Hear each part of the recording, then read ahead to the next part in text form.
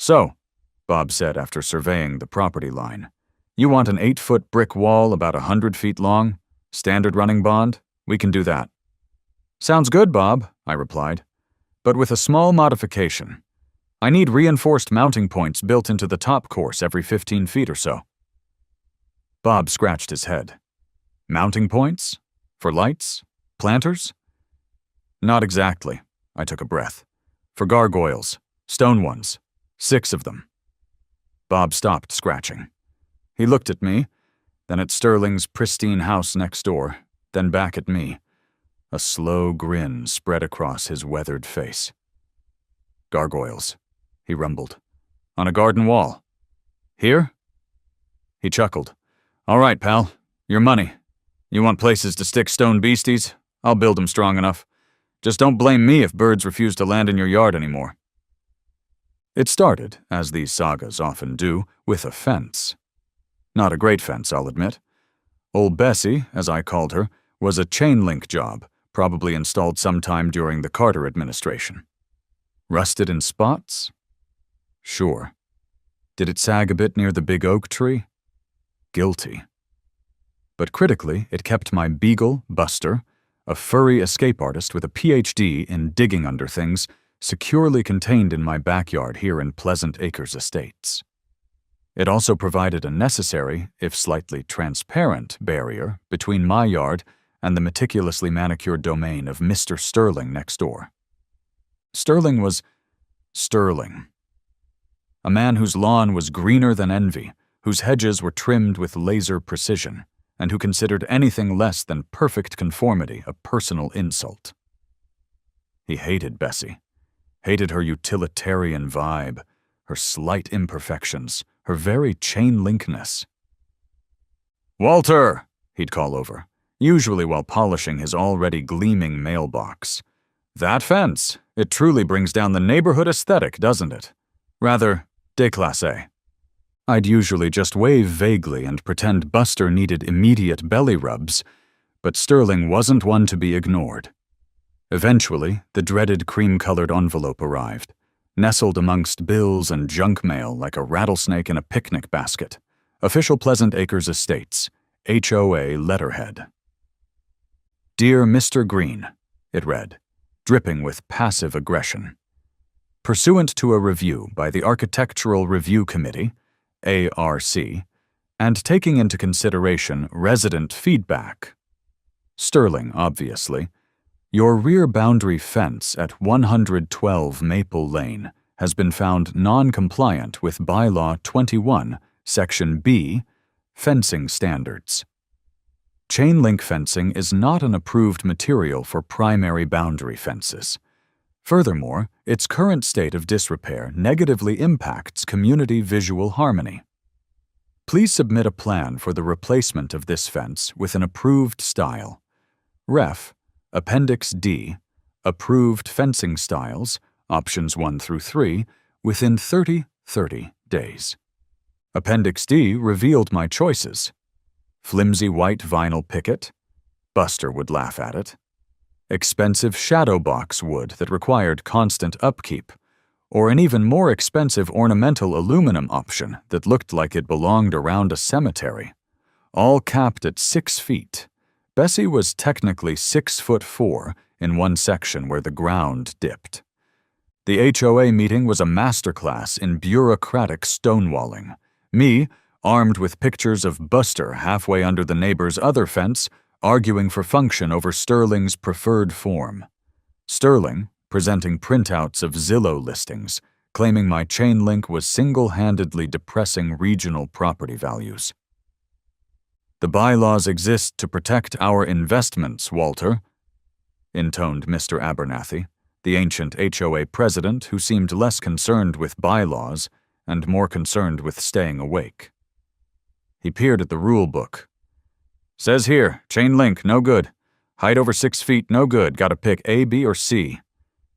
"But none of those will reliably keep my dog in," I protested. "And the cost."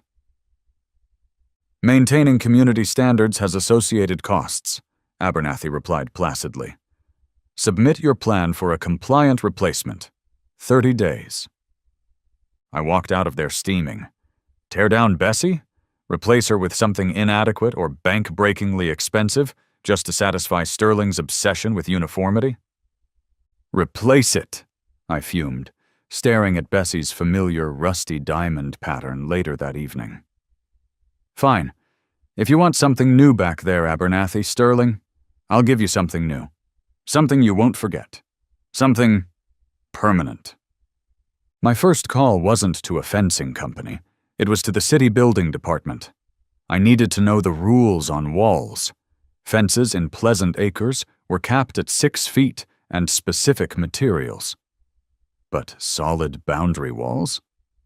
City code allowed masonry walls up to 8 feet high on the property line, provided I got the proper permits and met setback requirements, which were minimal for a wall directly on the line, unlike a fence. The HOA bylaws? Surprisingly, they were full of minute details about fences, picket spacing, wood grades, vinyl thickness, but almost entirely silent on solid walls. An oversight? Or perhaps they never dreamed anyone would be crazy enough to build one. An idea began to form, beautiful in its defiant solidity.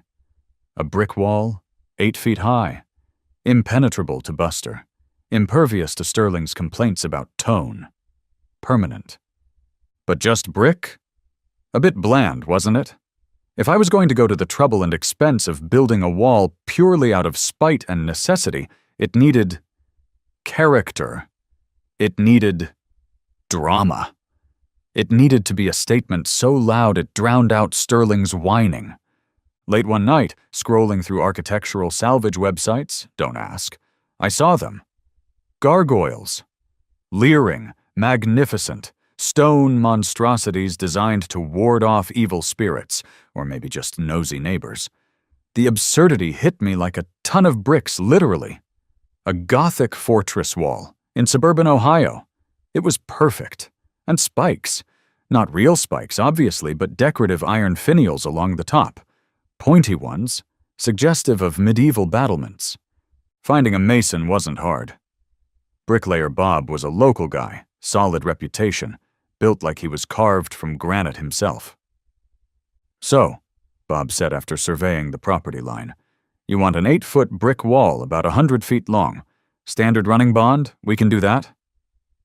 Sounds good, Bob, I replied, but with a small modification. I need reinforced mounting points built into the top course every 15 feet or so. Bob scratched his head.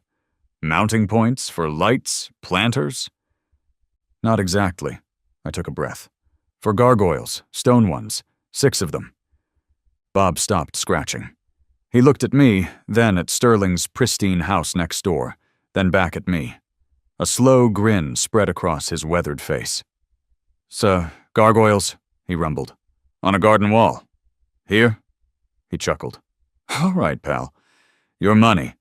You want places to stick stone beasties, I'll build 'em strong enough. Just don't blame me if birds refuse to land in your yard anymore. Finding the gargoyles was trickier. Real stone was out. Too heavy, too expensive. I eventually found a company online specializing in high-quality resin architectural replicas. 6 grotesque, leering faces. Surprisingly lightweight, but looking menacingly authentic. Ordering them felt wonderfully subversive. The spikes required a custom touch. I found a local metalworker, a wiry guy with tattooed arms who introduced himself as Spike. Decorative finials? Spike asked, looking at my crude sketch. Sure, wrought iron? What style you thinking? Standard stuff? Thinking more Gothic, I said. Pointy, like little spikes, but, purely decorative. Legal.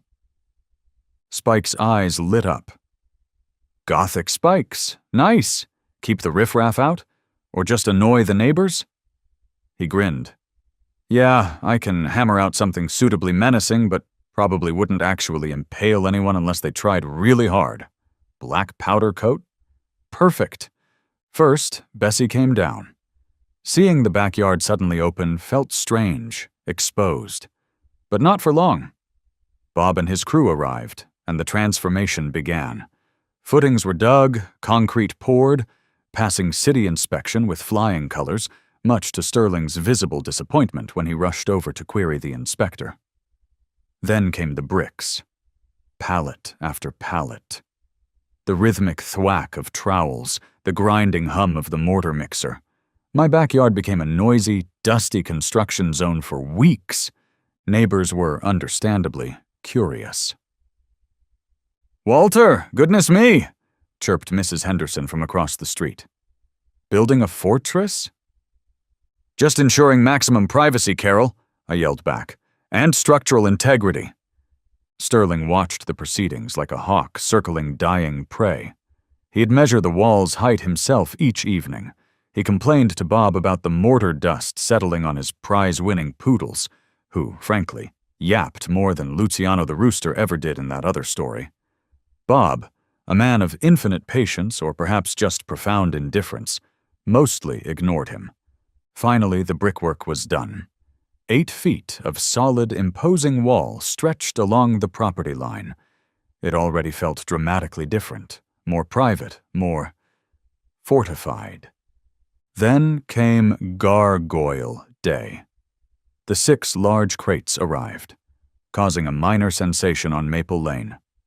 Getting the surprisingly detailed resin gargoyles hoisted onto the wall without dropping them required Bob's expertise. Stan's borrowed ladder. My supportive neighbor Stan thought this whole project was the funniest thing he'd ever seen. And a fair amount of colorful language. We bolted them securely onto the reinforced points Bob had built in.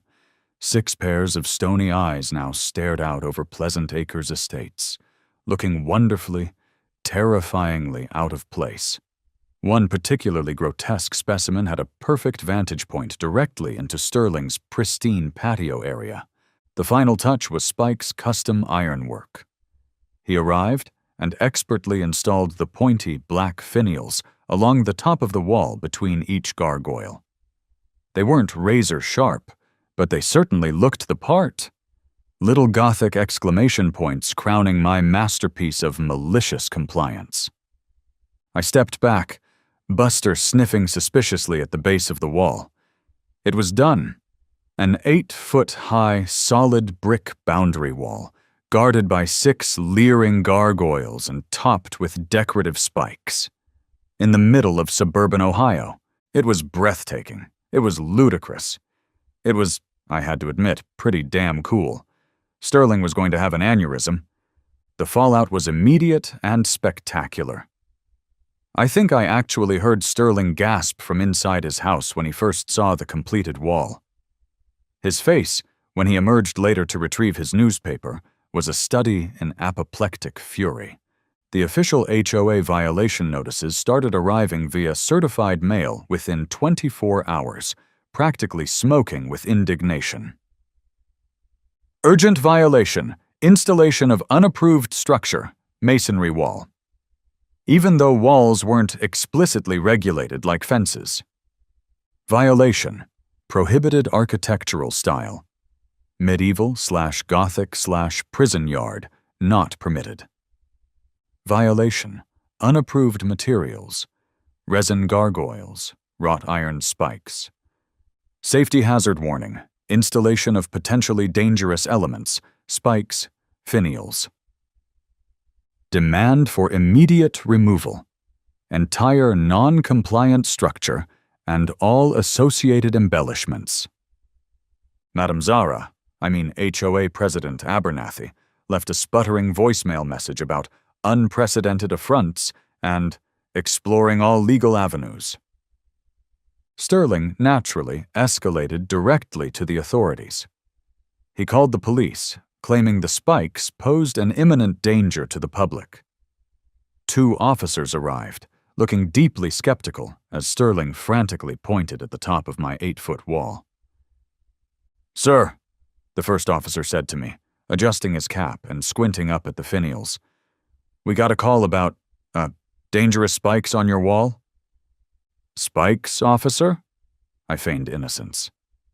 "Oh, you mean the decorative iron finials? Just adding a little architectural flair. They're purely ornamental, see?" I pointed. "Well, inside my property line, way up there. Couldn't reach him if you tried. Sterling interjected. They look sharp. Think of the children. Think of the poor birds. The second officer sighed. The universal sigh of cops dealing with HOA drama. Sir, he addressed Sterling, they're on his private property, 8 feet off the ground. We don't see an immediate public safety hazard or violation of any city ordinance here. Looks like a disagreement over aesthetics, which is really between him and his homeowners association. They gave me a nod. Try to keep the peace, folks. And they left, leaving Sterling practically vibrating with frustration. The HOA, however, was not deterred. An emergency meeting was called. Action required regarding non-compliant boundary wall and prohibited embellishments, 112 Maple Lane. I went prepared, brought copies of my city permits for the wall structure, brought printouts from architectural dictionaries defining finial and gargoyle as legitimate, if perhaps uncommon, decorative elements, brought photos comparing my wall's setback and height to city code allowances, all compliant. Sterling presented his case first, complete with dramatic photos of the gargoyles' faces zoomed in, looking particularly menacing. He talked about neighborhood character, declining property values, the psychological distress caused by living next to a fortress. Then it was my turn. Mr. President, members of the board, I began calmly. My previous fence was deemed non-compliant. I was required to replace it. Instead of installing another fence that might also eventually fall afoul of subjective interpretations, I chose to invest in a permanent, structurally sound, city-permitted masonry wall. I held up the permit.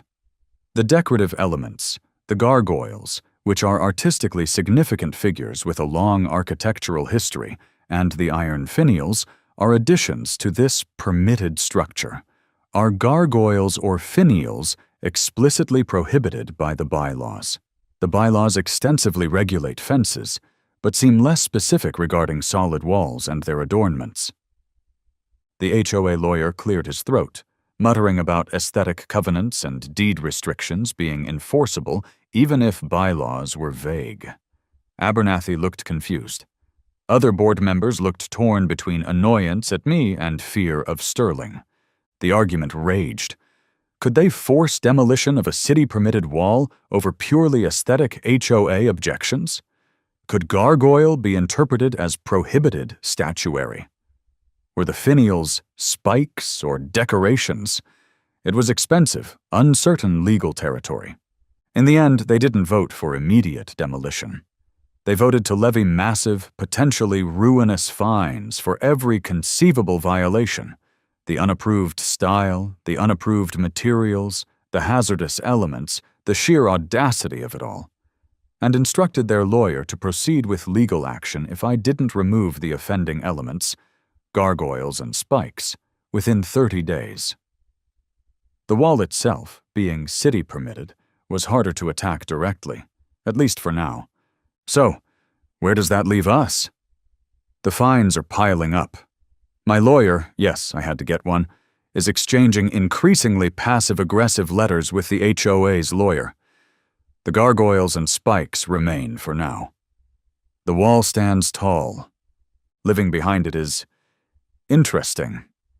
It is incredibly private. Buster loves it. No visual temptations from Sterling's poodles. Some neighbors cross the street to avoid walking past. Others slow down, staring. The neighborhood kids seem to love the gargoyles. I found a couple of action figures placed carefully at the base of the wall one morning as apparent offerings. Stan thinks I should install dramatic purple uplighting, but I feel that might be pushing it. Do I regret building my Gothic fortress in the middle of Pleasant Acres Estates? The cost has been significant, both financially and in terms of neighborly relations, at least with Sterling. It was definitely overkill. But every time I look out my window and see Gargoyle #3, I call him Edgar, staring stoically out over the pristine beige landscape, guarding my little patch of suburban defiance? Yeah, It feels pretty good. Let the HOA send their letters. My castle walls are strong, and Edgar doesn't look impressed.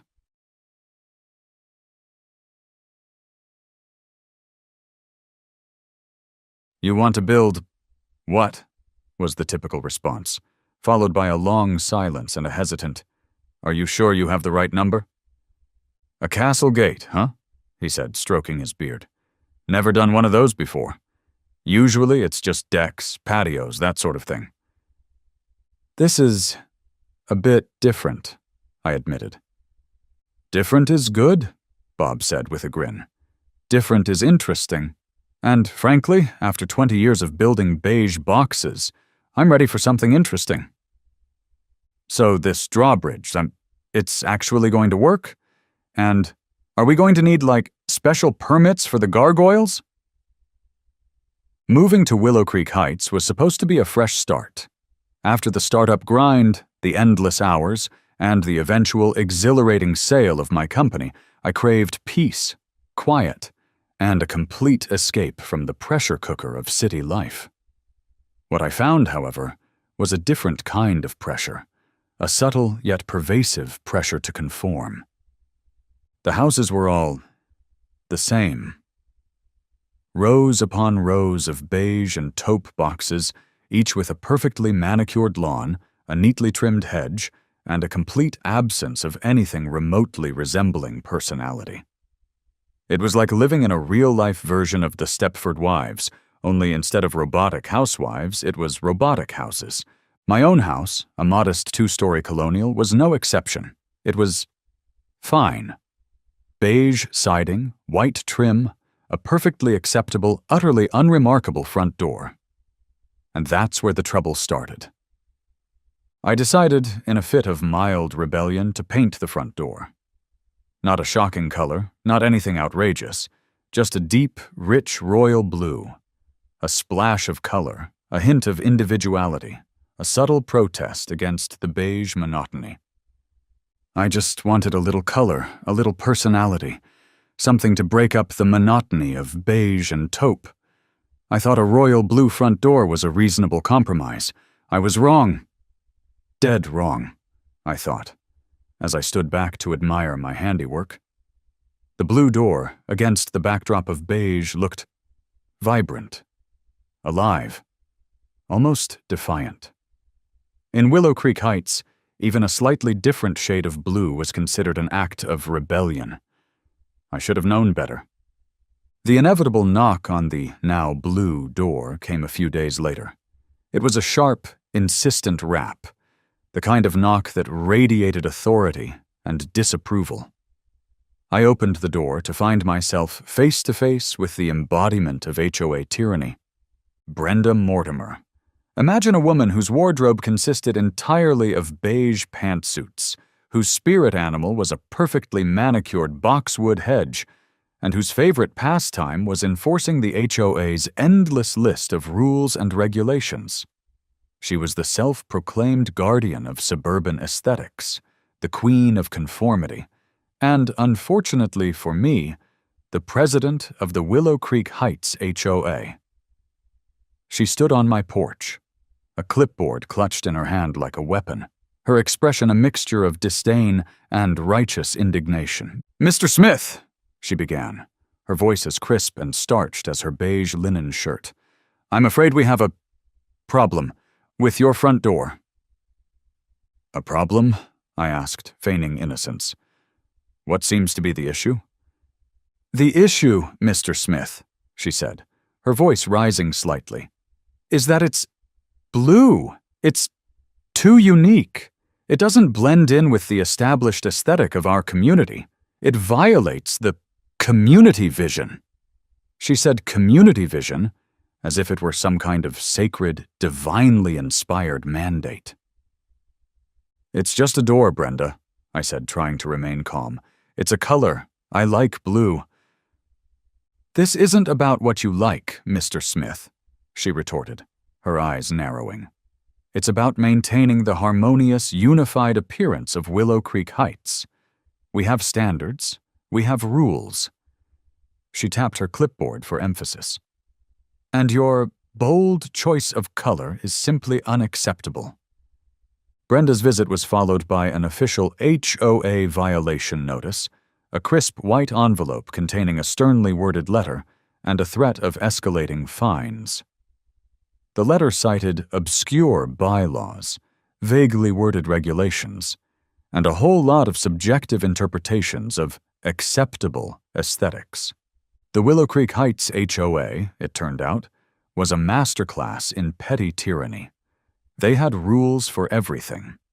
Rules about lawn height, no more than 3 inches, fence styles, only the HOA-approved colonial picket design, and even the types of flowers you were allowed to plant, nothing too colorful or exotic. They'd banned backyard trampolines, unsightly, outlawed bird feeders, attract pests, and even dictated the acceptable color for outdoor furniture, you guessed it, beige. They sent out monthly newsletters filled with passive-aggressive reminders about proper lawn care, appropriate holiday decorations, and the importance of maintaining a cohesive community appearance. My internal reaction was a mixture of annoyance, frustration, and a growing sense of disbelief. Were these people serious? Did they really have nothing better to do than micromanage their neighbors' lives and enforce a beige dictatorship? I thought. I tried to reason with Brenda. I pointed out that the blue door was hardly a radical departure from the neighborhood's aesthetic. I explained that I'd chosen the color carefully, that it complemented the house, that it was, in fact, quite tasteful. I was presented with the HOA-approved color chart. It was 3 swatches, each as uninspiring as the last. Off beige, slightly darker beige, the exact same beige but with a different name. But my arguments fell on deaf ears. Brenda Mortimer was not interested in reason or logic. She was interested in rules, in regulations, and in maintaining her iron grip on the aesthetic soul of Willow Creek Heights. The final ultimatum arrived a week later. A formal demand to repaint my front door within 30 days, or face escalating fines and potential legal action. Brenda delivered it personally, a smug smile on her face, a clipboard clutched in her hand. "If you want to live here, you must follow the rules," she stated bluntly. I took the notice, looked at it, and then looked back at Brenda. A slow smile spread across my face. "Oh, I'll follow your rules, all right," I thought. A plan, audacious and wonderfully ridiculous, beginning to form in my mind. Straight into a black hole of bureaucracy. I initially considered complying. Repainting the door would be a hassle, but it would be easier than fighting a legal battle. But as I stared at Brenda's smug, self-satisfied expression, something inside me snapped. This wasn't just about a blue door. It was about freedom, about individuality, about the right to live in my own home without being harassed by a power-hungry tyrant. I needed a new strategy, something that would not only defy Brenda, but would also make a statement, a bold, unmistakable declaration of independence. If Brenda and the HOA wanted conformity, if they wanted me to blend in, then I'd give them conformity. But I'd give it to them on my own terms. I'd give them something so unexpected, so audacious, so utterly un-Brenda-like that it would make her perfectly coiffed hair stand on end. And then it hit me. The perfect solution. A medieval castle. It was historical, wasn't it? It technically adhered to the HOA's vague guidelines about blending in with the community's aesthetic, if you squinted and tilted your head, maybe. And it was, without a doubt, the most gloriously inappropriate response to Brenda's demand for conformity that I could possibly imagine. "Brenda Mortimer, you want a war on color? You've got one. Prepare to be castle-fied," I declared internally, a surge of defiant energy coursing through me. The battle lines were drawn, and I was ready to unleash the full force of my medieval-themed rebellion. My transformation from mild-mannered homeowner to medieval architect began, as most modern endeavors do, with the internet. I needed to immerse myself in the world of castles, fortifications, and gatehouses to learn the language of battlements and drawbridges, to channel the spirit of William the Conqueror, but with, less conquering and more petty revenge. My browser history went from royal blue door paint to medieval gatehouse construction and where to buy gargoyles online in record time, I chuckled as I scrolled through pages of architectural drawings, historical texts, and surprisingly detailed websites dedicated to recreating medieval structures. I learned about the different types of castle gates: the portcullis, the drawbridge, the barbican. I studied the construction of stone archways, the use of timber framing, and the importance of defensive features like arrow slits and murder holes, which, I decided, would be purely decorative in my case. I even delved into the history of heraldry, considering designing a custom coat of arms for my newly christened castle. A garden gnome rampant on a field of beige, perhaps?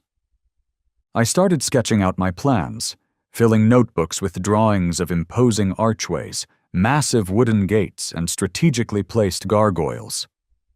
My initial, vague notion of a castle-themed entryway was rapidly evolving into something far more elaborate, far more ambitious, far more ridiculous. A mischievous grin spread across my face as I refined my designs. This wasn't just about defying Brenda Mortimer. It was about creating a masterpiece of suburban absurdity, a monument to petty revenge that would stand as a warning to all future HOA tyrants.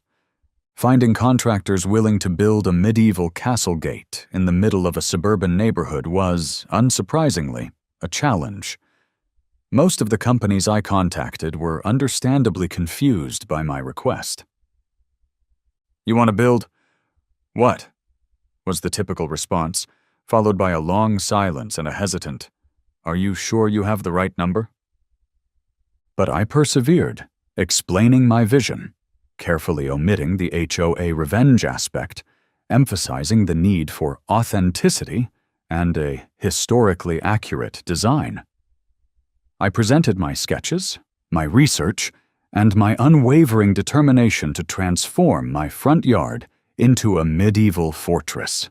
Finally, I found a company, Old World Construction, that specialized in historical renovations and custom-built structures. The owner, a man named Bob — apparently all contractors are named Bob — was initially skeptical, but he also seemed intrigued by the challenge. "A castle gate, huh?" he said, stroking his beard. "Never done one of those before. Usually it's just decks, patios, that sort of thing."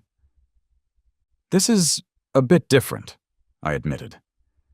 "Different is good," Bob said with a grin. "Different is interesting. And frankly, after 20 years of building beige boxes, I'm ready for something interesting." His crew, a mix of seasoned carpenters, stonemasons, and a surprisingly enthusiastic blacksmith, shared his sentiment. They'd ask questions like, "So, this drawbridge, it's actually going to work?" And, "Are we going to need, special permits for the gargoyles?" I assured them that the drawbridge was mostly for show, though I did have a small winch installed, just in case, and that the gargoyles were well within the HOA's, admittedly vague, guidelines on decorative garden features. They looked at me, looked at each other, and then shrugged. They were in. They were ready to build a castle. The construction process was a spectacle in itself. Trucks arrived, delivering tons of stone, massive wooden beams, and wrought iron hardware. The quiet suburban street was transformed into a medieval construction site, filled with the sounds of hammering, sawing, and the occasional, accidental clang of metal on stone. My front yard became a gaping hole, a miniature quarry, as the foundations for the archway were laid. The neighbors, understandably, were fascinated. They'd gather at the edge of my property, watching the construction unfold, their expressions a mixture of curiosity, amusement, and a growing sense of what on earth is going on over there. Children pretended to be knights, defending the nascent castle from imaginary dragons. Teenagers took selfies in front of the rising stone walls. Even the dogs seemed intrigued, sniffing at the unfamiliar materials and occasionally attempting to bury their bones in the newly disturbed earth. Brenda Mortimer, of course, was not amused.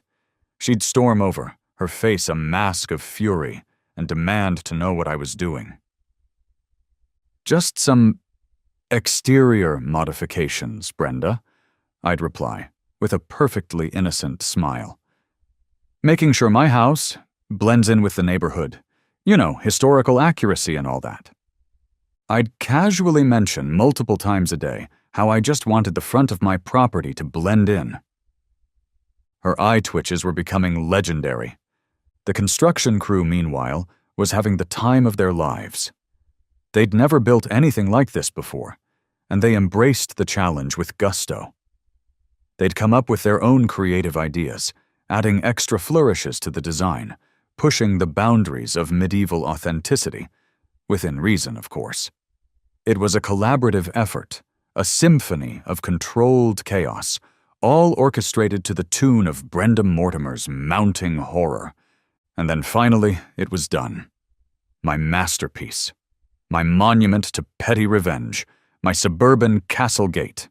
It was magnificent. A 15-foot-tall stone archway, crafted from rough-hewn granite, spanned my driveway, creating a dramatic and imposing entrance. Massive wooden gates, reinforced with iron studs and intricate carvings, stood guard, ready to repel any invading HOA officials. Two fierce-looking gargoyles, perched atop the archway, glared down at the street, their stone eyes seeming to follow Brenda Mortimer's every move. The front door itself had been transformed into a functioning drawbridge, complete with heavy chains and a mostly decorative winch. And, for the final touch, I'd installed a series of torch-style LED sconces, strategically placed to illuminate the entire structure at night, their flickering flames creating a dramatic, medieval ambiance. It was magnificent. It was ridiculous. It was perfect. And it was all completely 100% HOA loophole compliant, as far as I could tell, I thought, surveying my creation with a mixture of pride and amusement. It was a bold statement, a defiant gesture, a giant middle finger to the forces of beige conformity. I added the final, crowning touch. A small brass plaque, affixed to the stone archway, reading, "Smith Keep." It was official. My house was now a castle, and I was the lord of the manor. The unveiling of Smith Keep was a moment I'd been eagerly anticipating, and Brenda Mortimer's reaction did not disappoint. I'd timed it perfectly, ensuring that she'd be taking her usual morning power walk past my house just as the construction crew was removing the last of the tarps and barriers, revealing the full, glorious absurdity of my creation. She stopped dead in her tracks, her pastel pink tracksuit suddenly seeming wildly out of place against the backdrop of medieval stonework. Her jaw dropped, her eyes widened, and her face went through a series of colors that I didn't even know were possible. She looked like she'd just stumbled upon an alien invasion, or perhaps a particularly offensive garden gnome convention. Then, the screaming started. This is unbelievable!" she shrieked, her voice reaching a pitch that could shatter glass and probably set off car alarms. She stormed towards me, her fists clenched, her clipboard clutched to her chest like a shield. "You've turned your house into a medieval fortress. It's an abomination." I emerged from behind one of the gargoyles, a picture of calm, unruffled composure. "Good morning, Brenda," I said, my voice dripping with feigned innocence.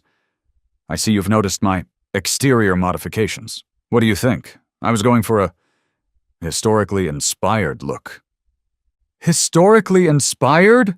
She sputtered, her face now a shade of purple that I'd previously only seen on overripe eggplants. We live in suburbia.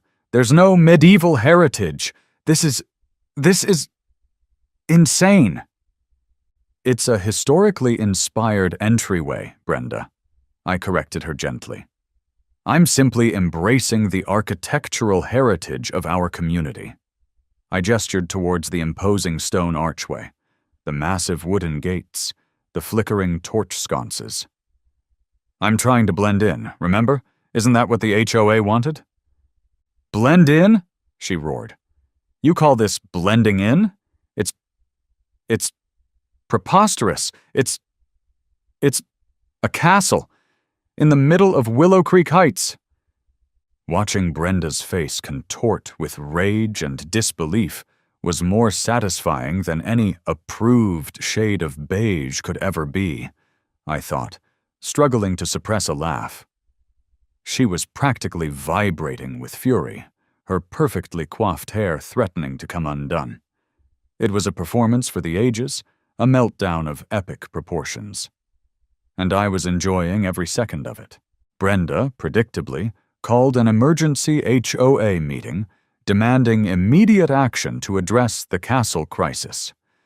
She envisioned a swift condemnation of my architectural abomination, a unanimous vote to force its removal, a restoration of order and beige to Willow Creek Heights. But she was in for a rude awakening. The meeting, held in the usual beige-walled community center, was a scene of utter chaos.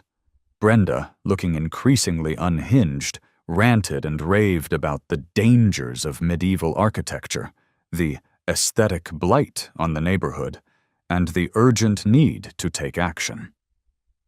But the other HOA members, for once, were not swayed. They'd seen the castle gate. They'd seen the crowds of people admiring it. They'd even perhaps secretly enjoyed the spectacle of Brenda's meltdown. Their legal counsel, the long-suffering Mr. Henderson, was forced to explain yet again that there was nothing they could do. The castle gate, he pointed out, violated no existing HOA rules. It was on private property. It was technically an exterior modification which was allowed. And, most importantly, any attempt to force its removal would likely result in a costly and embarrassing lawsuit. But it's a castle, Brenda sputtered, her voice cracking with desperation. It's ridiculous. Yes, Mr. Henderson replied with a sigh. It is, but it's also legal. I, meanwhile, sat in the back row, a picture of quiet amusement. I quoted sections of the HOA guidelines back at Brenda. I referenced historical architectural styles, making it very clear that my keep was designed to blend in. The meeting ended in disarray, with Brenda's demands ignored, her authority shattered, and her vision of a beige utopia crumbling around her. While Brenda fumed and plotted, the rest of the neighborhood was embracing Smith Keep with open arms. What had started as a source of curiosity and amusement quickly became a point of local pride, a quirky landmark, a symbol of Willow Creek Heights' slightly rebellious spirit. Families would stroll by in the evenings, admiring the imposing structure, the flickering torches, and the fierce-looking gargoyles. Children would pretend to be knights, storming the castle, defending it from imaginary dragons, and generally having the time of their lives. Teenagers started using the gate as a backdrop for their social media posts, posing in front of it, striking dramatic poses, and generally adding to the growing legend of the suburban castle. Even some of the older residents, the ones who'd initially sided with Brenda, started to come around, admitting that the gate was rather impressive and added a certain je ne sais quoi to the neighborhood.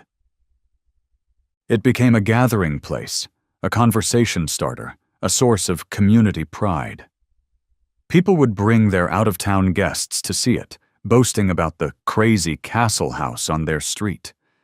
It was a testament to the power of creativity, a symbol of individuality, and a constant, unavoidable reminder of Brenda Mortimer's defeat.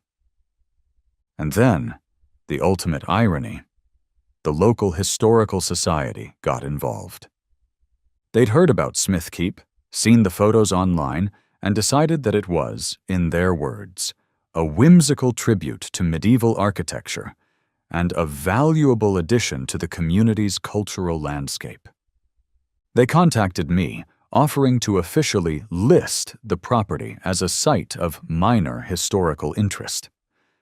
They even proposed adding a small, informational plaque to the gate, explaining its architectural significance and its unique place in suburban history. The irony, of course, was delicious. Brenda Mortimer, in her obsessive quest to enforce conformity and maintain a classic aesthetic, had inadvertently created a semi-historically significant landmark. Her attempt to crush my creative spirit had backfired spectacularly, turning my house into a celebrated example of whimsical architecture. And because I couldn't resist adding one final flourish to my masterpiece of petty revenge, I decided to expand the historical theme. I commissioned a local contractor to dig a moat-style water feature around the base of the castle gate, complete with a small, arched bridge and a few strategically placed, artificial lily pads. It was the perfect finishing touch, a nod to medieval fortifications and a further glorious insult to Brenda Mortimer's beige-loving sensibilities. The HOA couldn't complain. After all, I was simply completing the historical accuracy of the design. The end for Brenda Mortimer came not with a bang, but with a whimper. After weeks of frantic scheming, failed legal maneuvers, and increasingly desperate attempts to rally support, she finally cracked. The weight of her defeat, the public humiliation, the sheer unadulterated absurdity of her situation proved too much to bear. She resigned from the HOA, her letter of resignation a masterpiece of passive-aggressive self-pity.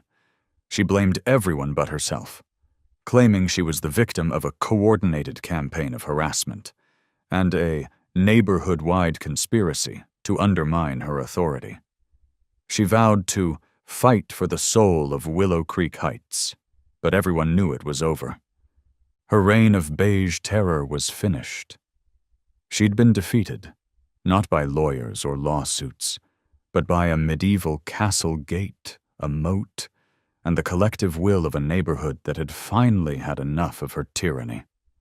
The Queen of Conformity had been dethroned, her kingdom reduced to rubble, her legacy a cautionary tale whispered among the residents of Willow Creek Heights. Smith Keep, meanwhile, was thriving. The castle gate, once a source of controversy, became a beloved local landmark, a symbol of the neighborhood's newfound freedom and a testament to the power of creative resistance. People would drive from miles around just to see it, to take pictures, to pose in front of the imposing stone archway and the massive wooden gates. It became a popular backdrop for social media posts, graduation photos, and even a few surprisingly tasteful engagement announcements. Local groups started using the gate as a setting for various activities. The local theater group used it for photo shoots, and even a small outdoor performance of Romeo and Juliet, with the gate serving as the balcony, of course. The neighborhood children, inspired by the castle theme, started holding mock battles in my front yard, armed with cardboard swords and homemade shields. Even the local book club held a meeting there, discussing medieval literature under the watchful gaze of the gargoyles. It was a bizarre, wonderful, utterly unexpected transformation. My act of petty revenge had inadvertently created a community hub, a source of neighborhood pride, and a constant reminder of the glorious downfall of Brenda Mortimer. Eventually, Brenda's house was sold. And the new neighbors? They were, thankfully, the complete opposite of Brenda. They were a young couple, artists, who were thrilled to be living next door to the famous castle house. They embraced the neighborhood's quirky charm. They loved the gate, and they even, to my delight, added their own touch of medieval flair to their property. A small, whimsical dragon sculpture perched atop their mailbox. One afternoon, as I was pretending to polish the iron studs on my castle gates, the new neighbor, a woman named Sarah, walked over. "So," she said with a grin, "what's the story behind the castle gate? I've heard so many versions." I smiled. "It's a long story," I said, "but the short version is, I had a disagreement with the previous owner of your house about a blue door." She laughed. "Well," she said, "I think it's amazing. It's inspiring. It makes me want to build a giant trebuchet in my backyard." "Do it," I said. "I'll even help you aim it." The Willow Creek Heights HOA, once a bastion of beige tyranny, was a shell of its former self. The new board, composed of residents who actually enjoyed living in the neighborhood, was focused on fostering community, organizing social events, and generally staying out of people's way. The endless stream of violation notices had ceased, the petty rules had been relaxed, and the atmosphere of fear and conformity had been replaced by a sense of freedom, and, dare I say it, fun. The clipboard-wielding tyrants had been overthrown, replaced by a council of chill, reasonable human beings. And so I remained, the unlikely lord of my suburban castle, the accidental champion of architectural freedom. Smith Keep stood as a proud monument to my victory, a constant reminder of the day I took on the HOA and won. It was a warm summer evening. I was sitting in my throne, a ridiculously oversized and surprisingly comfortable wicker chair, positioned strategically in front of the castle gate, enjoying the cool evening breeze. The flickering torch sconces cast a warm, inviting glow on the stone archway, and the gargoyles seemed to grin down at me with approval. Who knew that a blue garage door and a burning desire for revenge could lead to all this? I guess sometimes you just gotta build a castle to find your peace, I thought, smiling to myself. It had been a long, strange, and utterly absurd journey, but it had all been worth it. I raised my glass of iced tea in a silent toast. To the castle gate of Willow Creek Heights. May it forever stand as a monument to the triumph of creativity over conformity, and a warning to all future HOA tyrants.